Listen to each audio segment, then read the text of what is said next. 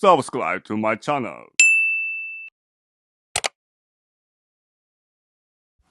හයි අද මලවුන්ගේ දවස අපි ගියා එයාලගේ නිවහනට මේ යන පාරේ තියෙන මලවුන්ගේ දවස නිසා මල් කඩ දාලා හරිම ලස්සනයි මේ ඔක්කොම ඇත්ත මල් මේ ටික විතරක් නෙමෙයි තව මල් කඩ තිබුණා මම ওই ටිකක් තමයි වීඩියෝ එකට දැම්මේ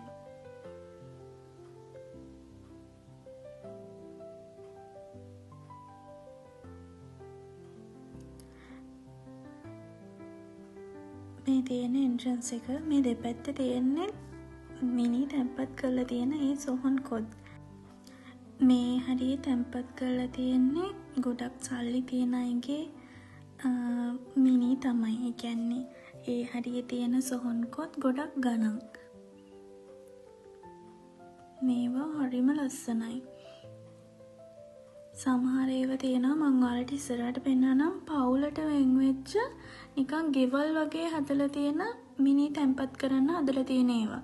තමන්ගේ නම ගහලා තියෙනවා ඒ වගේ. ඒ කියන්නේ මැරෙන්න ඉස්සෙල්ලා ඒගොල්ලෝ ඒ දේවල් වෙන් කරලා තියාගන්නවා.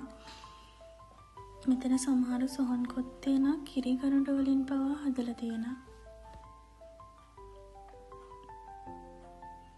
අද කොටක් සෙනඟ ඉන්නවා මෙතන. මොකද මලවුන්ගේ දවස නිසා.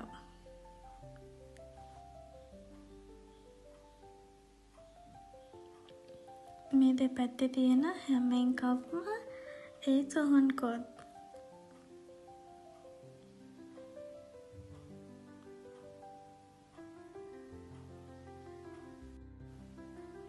මේ පොඩි කොටුවල තැම්පත් කරලා තියෙන්නේ ඒගොල්ලෝ දැන් කලින් අර ලොකු පෙට්ටිවල දාලා තියලා ඒ මිනි දිරුවට පස්සේ ඉතුරු වෙන කෑලි පොඩි මුට්ටියකට දාලා මේ පොඩි කොටුවක දානවා.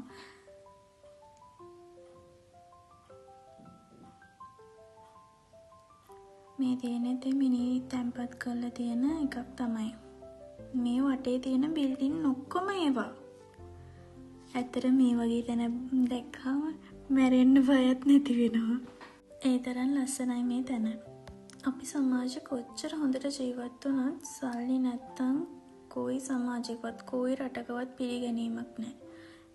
මම හිතන විදියට මේ තියෙන්නේ ඉතාලියේ දුප්පත් අය තැන්පත් කරලා තියෙන තැනක්. ඒ වගේම වෙන ජාතිකයනුත් ඉන්නවා එතන. මේ හැම එකක්ම සොහොන් භූමි. මෙතන මේ ලොකු බිල්ඩින් එකෙත් ඇතුලේ සොහොන් කියන මිනි තැන්පත් කරලා තියෙනවා. මේ තියෙන්නේ පූජාව තියෙන පල්ලියක්.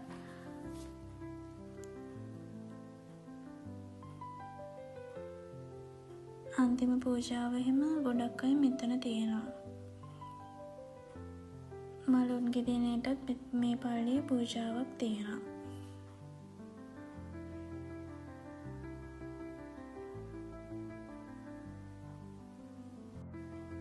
මම ඊළඟට ඔයගලන්ට පෙන්නන්නේ මලවුන්ගේ දිනේට එහෙම මේ සොහොන් ඉස්සරහට ගිහිල්ලා වාදනය කරන බෑන්ඩ් එකක්. ඒගොල්ලන්ට කිව්වහම අදාළ මිනිය මේ තියෙන තැනට ගිහිල්ලා වාදනය කරනවා.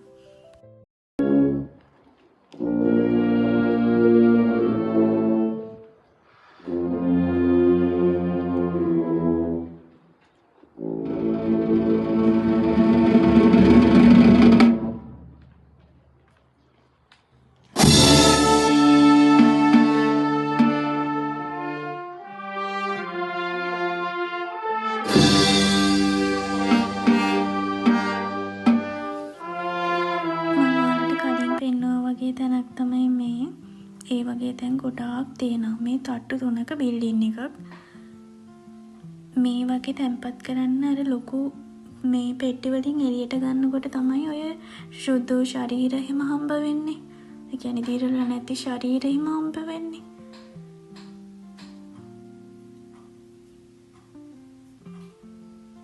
මේ ඔක්කොම මිනි ඒ මුට්ටි වල දාලා තැම්පත් කරලා තියෙන මේ කොටු තමයි මේ ඔක්කොම. මේ මම ඔයාලට පෙන්නලා තියෙන්නේ හරිම පොඩි ප්‍රමාණයක් විතරයි මේ වීඩියෝ එකේ. මේක ලොකු අපසරියක පිහිටලා තියෙන තැනක්. ඉතින් අපි ඉතාලියේ තියෙන සොහොන් භූමියකුත් බැලුවා. මෙහි කියන්නේ චිමිතේරෝ කියලා. ඉතින් අපි මේ ගෙදර යනවා. අපි ආයි වීඩියෝ එකකින් හම්බෙමු. බයි.